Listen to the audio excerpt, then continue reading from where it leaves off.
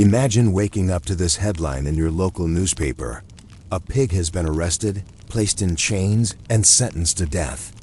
For murder. No, this isn't a joke. It isn't satire. It isn't even modern. This really happened in a real courtroom. With real judges, real witnesses, and a full public execution in 1386.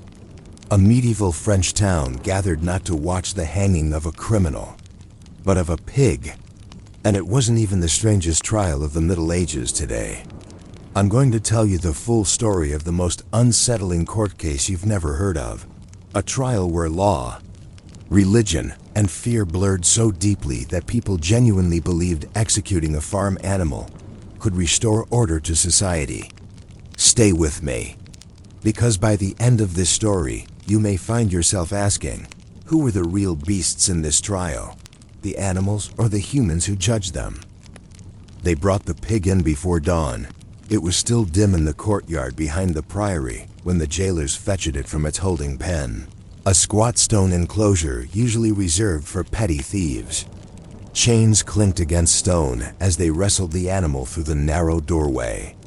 It resisted only once, a short, guttural squeal that echoed against the cold walls, then fell silent, as though already learning something that no one had spoken aloud, that silence was safer here than sound. One of the jailers, a man accustomed to handling drunkards more than livestock, muttered a curse as he tightened the chain around the animal's foreleg and pulled. The pig stumbled, caught itself, and continued forward. This was not the first animal to walk these stones and irons, but it would be the most witnessed. The trial had been ordained with proper solemnity. Falaise, proud of its ducal heritage and lineage to William the Conqueror, could not allow chaos to go unpunished, even when its culprit walked on four legs. The charges were read in precise legal formula: murder of a child. The victim unnamed in most records, but described as the infant son of a swineherd. The offense: the pig had entered the house, seized the child in its jaws, and inflicted mortal wounds. The result: death. Such crimes demanded justice, and in the year of our Lord 1386, justice was a process not of mercy but of order. The prior had insisted on a full ecclesiastical examination. Some said it was pointless to question an animal. Others argued that the formality itself was the point. Whether or not the pig could speak, the law could. And so the pig was placed in the center of the town square, before a makeshift platform that would serve as both courtroom and later, gallows. A crowd had already gathered by the time the pig arrived. Not merely townsfolk, but dignitaries, officials from nearby villages, a local lord's envoy, children hoisted onto shoulders to see better, merchants abandoning stalls to watch justice be done. No laughter, no spectacle, just quiet expectation. The judge, a royal bailiff sent from Cannes, took his place in his high-backed chair. Clerks arranged their parchments. A scribe dipped his quill, ready to record every formal word. Two monks stood at the side of the platform, hands folded within sleeves, observing. It was noted that their presence was required not for the pig's sake, but to ensure no pagan superstition crept into the proceedings. The animal was not to be treated as possessed or enchanted. It was guilty not as a demon, but as a citizen. That distinction mattered. The pig was tethered to a post. Shackles had been fashioned to fit its legs with rough precision. A leather collar was buckled around its neck, attached to an iron ring. It stood still, heavy sides rising and falling steadily. Its snout shifted once toward the baker's stall across the square, but no sound came from it. The prosecution began. Witnesses were called. The child's mother first, face pale, voice flat. She spoke of a sudden cry, the rush into the room, the flash of pink hide and blood. No one asked why the pig had been inside. That detail did not matter. Entry implied trespass. Violence implied intention. A sworn neighbor testified next. He had seen the pig flee with red-stained jowls. A midwife testified last. She had examined the corpse and confirmed death by tearing wounds consistent with tusk and bite. Each testimony was written carefully into the record. The judge nodded when finished. The clerk recited the charges aloud once more. Homicide, murder, blood guilt. There was no defense. But for formality's sake, one was offered. The town's appointed advocate, a man clearly more comfortable arguing over tax disputes, stood uneasily before the court and addressed the judge. He did not argue innocence. That would be absurd.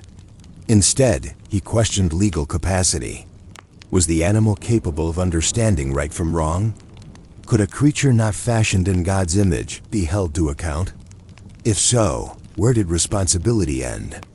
Would they put wolves on trial next? Rats? Locusts? His speech was brief. His voice lacked conviction. Everyone knew why he had spoken, not to save the pig, but to preserve the principles of law. If justice was to be known by all, it must be seen to consider even the impossible. The bailiff thanked him, then dismissed the notion. Animals, he declared, were bound not by divine understanding, but by earthly covenant. They lived among men. They benefited from man's protection. Therefore, they were subject to man's law. And if they broke it, they must suffer its consequences, not for reform, but for deterrence. The verdict was delivered swiftly. Guilty. The sentence: death by hanging, not slaughter, not butchery. Hanging, the execution of a murderer. The method mattered. A butcher's knife was for food. A gallows was for criminals. This distinction, too, was essential. The execution would take place at first light the following day. The pig was led away under guard. Some in the crowd dispersed. Others lingered. The childless mother was guided home by neighbors. A few young men joked quietly, but stopped when a monk glanced their way. One boy threw a stone at the pig as it passed. It bounced off the iron collar with a dull clink. The pig did not react. That night, the town slept in uneasy quiet. The executioner arrived before dawn. His cart rattled through the streets, bearing the portable gallows used for itinerant hangings. He was a man of few words, accustomed to routine. To him, this was no different from hanging a thief or a deserter. Weight was weight. Rope was rope. His assistant set the frame upright while he checked the pulley and reinforced beam. The noose was thick, braided hemp, large enough to fit a man's neck, adjusted slightly to account for the snout. The square was full before sunrise. There were no jeers, no stones, no shouting, only watchfulness. The pig was brought forth one last time. It resisted slightly at the base of the platform, tugging back against the chain. The jailer pulled sharply, forcing it upward. Its hooves scraped wood. Its breath came faster now, fogging in the cold morning air. Still no squeal. Only breath. The executioner approached, rope in hand. He worked with practiced precision. The noose slipped around the thick neck, tightened, adjusted. He gave it 2 firm tugs to test the tension, then stepped back. The bailiff read the sentence one final time. The clerk recorded the moment. The monks murmured a prayer, not for the condemned, but for the order of the world. The crowd stood still. The executioner pulled the lever. The platform dropped. The body fell. The rope caught. A creak, a jolt, then stillness. No gasp from onlookers. Only soft exhalations. A cough, a shiver. A baby cried somewhere near the back, then went quiet again. 10 minutes passed. The body was cut down, dragged to the outskirts, buried in an unmarked pit. No blessing, no marker, no scavenging allowed. The law had been satisfied. For days afterward, the town hummed with quiet approval. Order had been upheld. Children were warned to avoid strange animals. Livestock owners tightened pens and gates. Some claimed the air felt cleaner, not because a beast had died, but because justice had been seen. But there were whispers too. One old man, once a soldier, remarked that he had seen men die with less ceremony. A tanner complained that the execution had interrupted his curing schedule.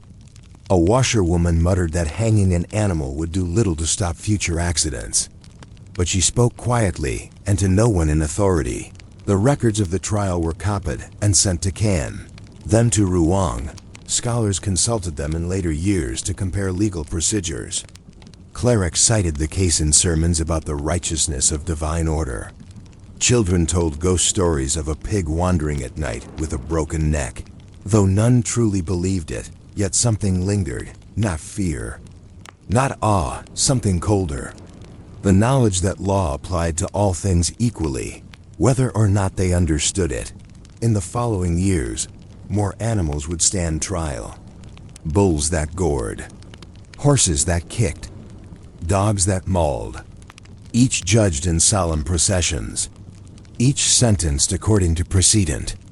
Some were burned, some were buried alive. A few were pardoned when owners begged clemency and offered fines. But the pig of Falaise remained the standard. Legal scholars centuries later would debate the logic of such trials. Some would call them superstition, others ritual control. Some would argue that the trials were not for the animals, but for the people, to reassure them that the world was not random, that suffering had a cause, that evil could be named, judged, and ended. The pig had not known law. It had not understood crime. But in dying beneath the gallows, it had become proof. Proof that order was maintained. Proof that chaos had boundaries. The gallows remained in use long after. Men would hang from the same beam. Their crimes far more deliberate, their consciousness undeniable. Yet they too faced their fate in silence. Rope creaking, wood groaning, crowd watching, the difference between man and beast, it seemed, was not in the manner of death, but only in the words spoken beforehand. The square of Falaise still stands. The stones replaced, the market rebuilt, the gallows gone. Few remember the pig. Fewer still know its sentence. But the town archive holds the parchment still. Ink faded but legible. In the year of our Lord 1386, a sow was convicted of murder and hanged by due process of law. A simple line. No commentary. No doubt. Just record. And so the question remains not why they killed the pig, but what they believed they preserved by doing so. Was it justice?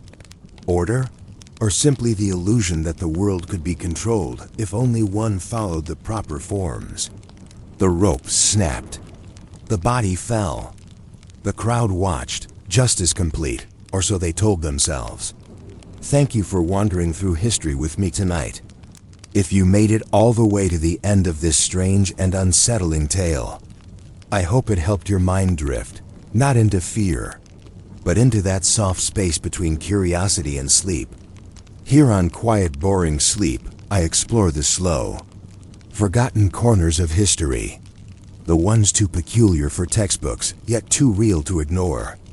If you'd like more quiet stories like this, the kind that make you think while your eyes get heavy, please consider liking this video and subscribing to the channel. Your support helps me keep digging up the world's sleepiest mysteries.